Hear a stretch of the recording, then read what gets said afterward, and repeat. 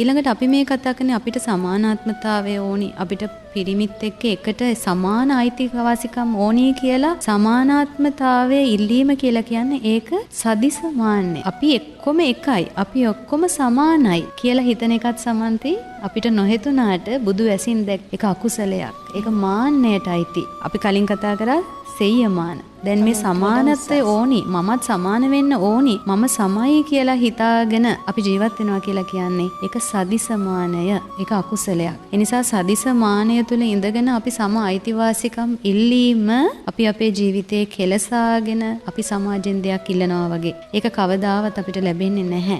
එහෙම ලෝක ධර්මතාවයක් නැහැ. එහෙමයි.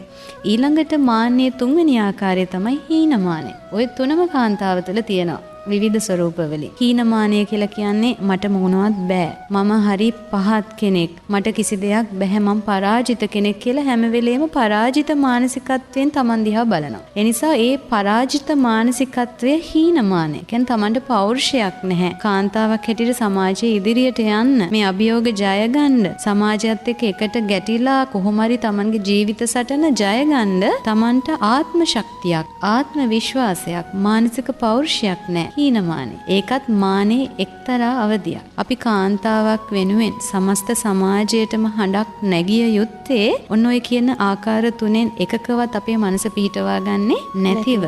එතකොට අපි සමාජයෙන් ප්‍රශංසාවක් බලාපොරොත්තු නොවුනත්, අපි සමාජයෙන් තැනක් බලාපොරොත්තු නොවි, අපි සමාජයෙන් යම්කිසි ලාභ සත්කාර කීර්ති ප්‍රශංසාවක් බලාපොරොත්තු නොවි, අපි බොහොම පරාර්ථකාමී හිතින් අනුන් වෙනුවෙන් අපිට පුළුවන් අපිට කුසලතාවයක් තියෙනවා නම් Tamanගෙම අය වෙනුවෙන් හඬක් නගන්න. හැබැයි හිත කෙලසගෙන නෙමෙයි. ලෝකෙන් කිසි දෙයක් බලාපොරොත්තු වෙන්නෙත් නැහැ. හැබැයි හඬක් නගනවා. ඒක Tamanගේ යුතුයකම. මේ සමාජය වෙනුවෙන් Tamanගේ යුතුයකම ඉෂ්ට කරනවා. Tamanගේ නියෝජනය, කියන්නේ Tamanගේ පිරිස වෙනුවෙන් යම් හඬක් නගනවා. එයා නියෝජනයක් ඉදිරිපත් කරනවා. එතකොට අපි හිත ඇතුලෙන් අපි කුසල් පුරවාගෙන නම් ඒ හඬ නගන්නේ අපි බලාපොරොත්තු නොවුනත් සමන්ති අපිට අවශ්‍ය තැනදී, අපිට ලැබිය යුතු තැනදී අපිට ගෞරවය, සම්මානය, කීර්තිය, ප්‍රශංසාව, සම ස්ථානය ලැබෙනවා.